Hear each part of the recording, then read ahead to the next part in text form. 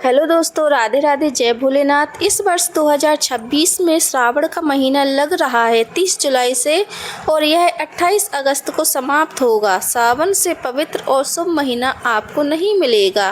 श्रावण को हरियाली का महीना भी माना जाता है। बारिश का मौसम आने के बाद ही पेड़ पौधे ही नहीं बल्कि पूरी पृथ्वी भी हरी भरी नजर आती है। ऐसा लगता है जैसे सारी सृष्टि हरियाली के श्रृंगार में रंग गई है। ये महीना सुहागन महिलाओं के लिए भी खास माना जाता है। सावन में शिव भक्तों को भोलेनाथ की भक्ति के साथ हरे रंग का गुमार भी चढ़ता है। आपने भी ध्यान दिया होगा कि सावन में महिलाएं हरे रंग की चूड़ियां, साड़ी इत्यादि श्रृंगार करती हैं। आपको इस वीडियो में बताएंगे कि हरे रंग का क्या महत्व है। शिव के प्रिय सावन में चारों ओर हरियाली ही हरियाली दिख रही है। जहां मानसून वर्षा धरती को धरा से नहला रही है, तो वहीं महिलाओं और लड़कियों का हरा भरा श्रृंगार हर किसी का मन मोह रहा है। लेकिन क्या कभी आपने सोचा है कि महिलाएं सावन में हरी चूड़ियां, हरी साड़ियां, सूट क्यों पहनती हैं? अगर नहीं पता तो चलिए आज मैं आपको बताती हूँ इस राज के बारे में। हरा रंग प्रेम, पसंद और चित्त खुशी का प्रतीक माना जाता है और इसी वजह से महिलाएं हरे रंग के श्रृंगार करके भगवान और प्रकृति का धन्यवाद देती हैं और अपनी खुशी का इजहार करती हैं। हर रंग सौभाग्य से जुड़ा होता है, इसलिए कई लोग इस माह हरे रंग का कपड़ा पहनना पसंद बहुत ज़्यादा करते हैं। और हरा रंग शिव को भी बहुत पसंद है, इसलिए शिव को खुश करने के लिए चूड़ियाँ, हरी चूड़ियाँ और हरे वस्त्र पहनने चाहिए। और इतना ही नहीं, इस माह हाथों में मेहंदी भी लगाई जाती है। माना जाता है कि सावन के मास में हरे रंग की चूड़ियाँ, कपड़े और मेहंदी लगाने से सुहागवती स्त्रियों का सुहाग सौभाग्य अखंड रहता है। इसके साथ ही बता दें कि ज्योतिष के शास्त्र में भी हरे रंग को बुध ग्रह का प्रतीक माना जाता है। मान्यता के अनुसार हरा रंग पहनने से जातक की कुंडली में भी बुध ग्रह मजबूत होता है और साथ ही संतान सुख की भी प्राप्ति होती है। इतना ही नहीं, हरा रंग पहनने से बुद्धि और साथ ही शब्दार्थी की प्राप्ति होती है। तो इस महीने से सावन सोमवार पड़ रहे हैं, तो आपको 30 जुलाई से पहले ये तैयारियां कर लेनी है, जैसे कि मार्केट से हरी चूड़ियां, कंगन, साड़ी, सूट पहनने के लिए लेकर रख ले। क्योंकि देखो, सावन लगने में ज़्यादा दिन तो अब रहे नहीं है, मुश्किल से 1 हफ्ता। तो आप पहले से ही ये सब सामान लेकर रख ले, क्योंकि अचानक से सावन शुरू हो जाता है और मार्केट में भीड़ बहुत ज़्यादा हो जाती है, जिस वजह से मार्केट में हर सामान दोगुने सामान पर भी मिलेगा। और मैं इसलिए कह रही हूँ कि आप पहले से इसलिए लेकर रख लें, क्योंकि जो हमारी ये सामग्री है ये हमें हमेशा प्रभु के चरणों में, माता रानी के चरणों में, गौरा रानी के चरणों में रखकर उनसे आशीर्वाद लेकर ही पहननी चाहिए। तो किस तरह पहननी चाहिए मैं आज आपको अपनी वीडियो के माध्यम से दिखाऊंगी। देखिए, पहले आप चूड़ियाँ वगैरह, कंगन वगैरह, जो भी आप बिंदी, मेहंदी, माहौर, जो कुछ भी सुहाग का सामान लेकर आ रहे हैं जो आपको सावन में पहनना है, तो आप पहले से ले आएँ और किसी भी मंदिर में या अपने घर में या मतलब जहाँ भी आपके सक्षम के अनुसार हो आप जा सकते हैं। तो आप अपनी पूजा सामग्री, जैसे कि भोलेनाथ जी की पूजा करते हैं आप सावन में, वैसे भोलेनाथ जी की पूजा होती है, तो आप भोलेनाथ जी की पूजा करें, सामान लेकर जाएं, अभिषेक वगैरह लेकर जाएं, सारा सामग्री, बेलपत्री वगैरह। जो भोलेनाथ जी को सबसे ज़्यादा प्रिय है वो है बेलपत्री, तो आप बेलपत्री तो ज़रूर भोलेनाथ जी को लेकर जाएं। सावन के महीने में तो वैसे डेली बेलपत्री चढ़ती है भोलेनाथ जी को। और साथ में लेकर जाएं अपनी हरी हरी चूड़ियाँ जो आपको सावन में पहननी है।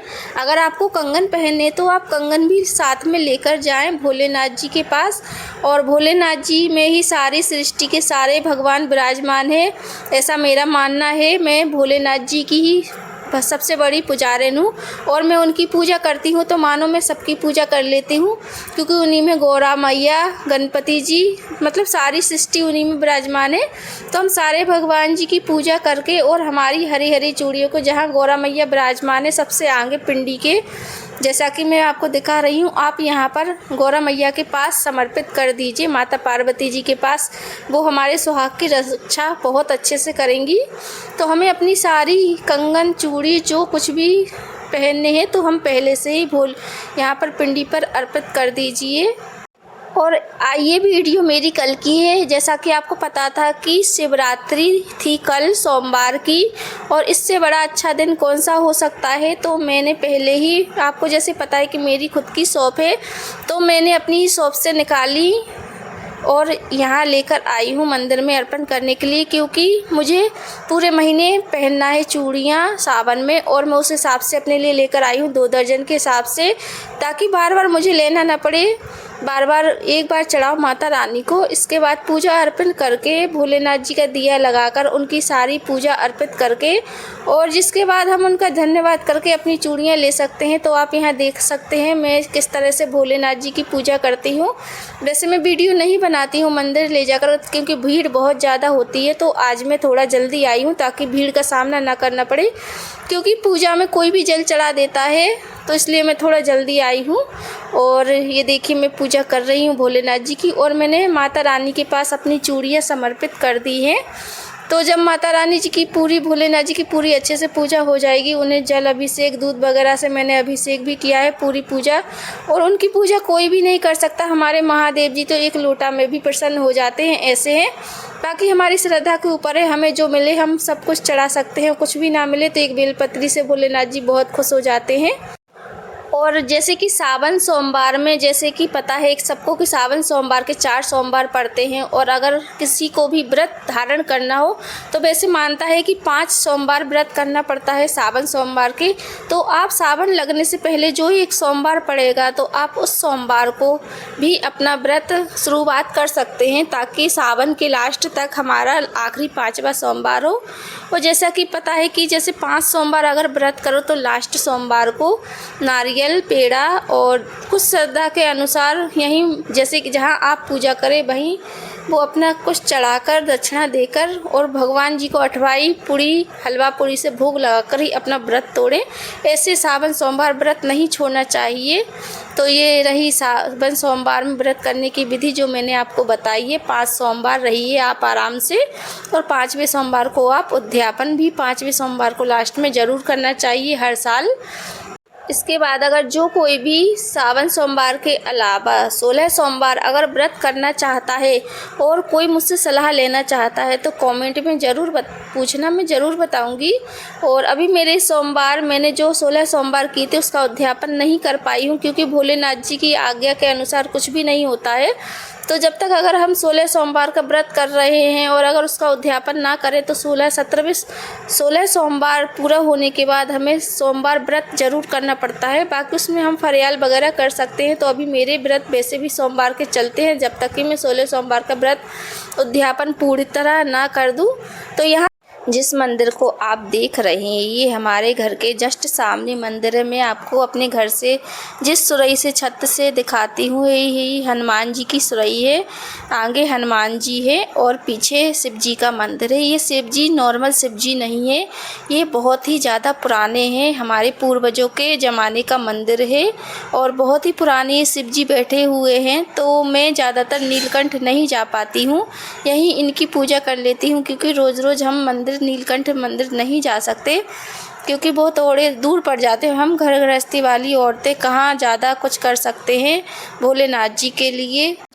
तो पूजा के लास्ट में आप भोलेनाथ जी से कह सकते हैं, माता रानी से, कि अगर मेरी पूजा में जो कुछ भी कमी हो रह गई हो, जो कुछ भी पूजा सामग्री में कमी रह गई हो मेरी, तो आप मुझे क्षमा करें और मेरे सुहाग को अमर रखें। और ऐसा कहकर आप अपनी चूड़ियाँ जो आपने माता रानी के चरणों में समर्पित की थी वो आप सारी चूड़ियाँ उठा लीजिए, पर एक चूड़ी आप ज़रूर छोड़ दीजिए, माता रानी के लिए चढ़ा दीजिए वहीं, और बाकी चूड़ी आप उठा लीजिए। और ये इतनी चूड़ी चढ़ाइए आपकी पूरी सावन में पहनने के लिए हो जाए, आपको दोबारा ना खरीदनी पड़े। तो मेरे हिसाब से आप 2 दर्जन चूड़ियाँ ज़रूर खरीद लीजिएगा, क्योंकि हमारे काम काज में भी घर गृहस्थी में थोड़ी बहुत चूड़ियाँ टूट जाती हैं, कांच है, तो हमें दोबारा ना लेना पड़े, इसलिए आप दोबारा ऐसी व्यवस्था करके रखें कि ज़्यादा ले थोड़ी बहुत।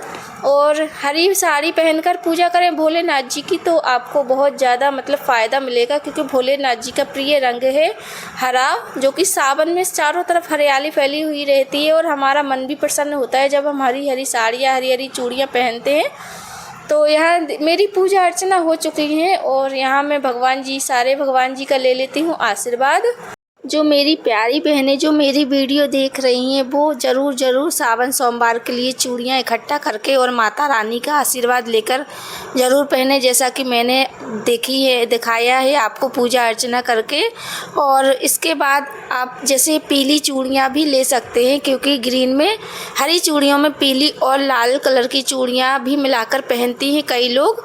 तो यहाँ पर मेरी पूजा अर्चना हो चुकी है, तो मैं जा रही अभी घर जाऊंगी, पर घर से पहले मैं यहाँ मंदिर में पूजा करती हूँ हमेशा की। जैसे कि हमारे गांव का ये प्राचीन, बहुत ही ज़्यादा प्राचीन अवध बिहारी मंदिर है। तो आप यहाँ हनुमान जी के दर्शन कीजिए। ये अगर किसी के घर के सामने मंदिर होता है तो वह बहुत बड़ा भाग्यशाली होता है। बाकी मेरा घर ऐसी जगह है जहाँ पर मैं दरवाज़ा खोलती हूँ तो सामने से मुझे प्रभु के दर्शन होते हैं। तो मेरा इससे बड़ा सौभाग्य और क्या हो सकता है। भले ही मेरा घर गांव में है, पर गांव से ज़्यादा, शहर से ज़्यादा सुख गांव में होता है, शहर से ज़्यादा खुशी गांव में होती है। तो यहाँ देखिए मेरा पूजा का मंदिर यहाँ विराजमान है और आज हमारे यहाँ छोटी सी पूजा हुई थी, तो ये उसी की सामग्री अभी फैली हुई है। तो यहीं पर मैं अपनी चूड़ियाँ पहले नंबर में पहन लेती हूँ, जो कि मैं माता रानी के आशीर्वाद से लाई थी। और मेरे हाथों में एक एक चूड़ी हमेशा रेड डली रहती है। हमें कभी भी अपने हाथों की पूरी चूड़ियाँ नहीं निकालनी चाहिए, एक चूड़ी हमेशा पहने रहनी चाहिए। चाहे आप मेहंदी लगवाएं या फिर कोई औरतों की आदत होती है कि पूरी चूड़ियाँ उतार लेती हैं, इसके बाद ही मेहंदी लगाती हैं। तो हमें ऐसा कभी भी नहीं करना चाहिए। हाथ में हमेशा एक चूड़ी धारण करे रहना चाहिए सुहागन स्त्रियों को। और यहाँ मैं पहन रही हूँ माता रानी के आशीर्वाद से चूड़ियाँ। तो आप देखिए मैं किस तरह पहन रही हूँ। मैंने एक एक कंगन भी लगाया है इन्हों में, ग्रीन चूड़ियों में एक एक कंगन, जो कि अभी जो वाटरप्रूफ कंगन चल रहे हैं कि हम घर गृहस्थी में अगर काम करें तो कंगन ख़राब भी नहीं होते हैं। तो मेरी चूड़ियाँ आपको कैसी लग रही हैं प्लीज़ कमेंट ज़रूर करना और अपनी बहन को सपोर्ट ज़रूर करना। अगर मेरी थोड़ी सी भी वीडियो आपको अच्छी लगी हो, मेरी दी हुई जानकारी आपको अच्छी लगी हो, तो प्लीज़ कमेंट करना, लाइक करना, शेयर करना मेरी वीडियो को ज़्यादा से ज़्यादा, ताकि सारी सुहागन स्त्रियों को लाभ मिल सके मेरी वीडियो का। और लास्ट में कोई क्या बोलूँ मैं, जय भोलेनाथ, जय बाबा।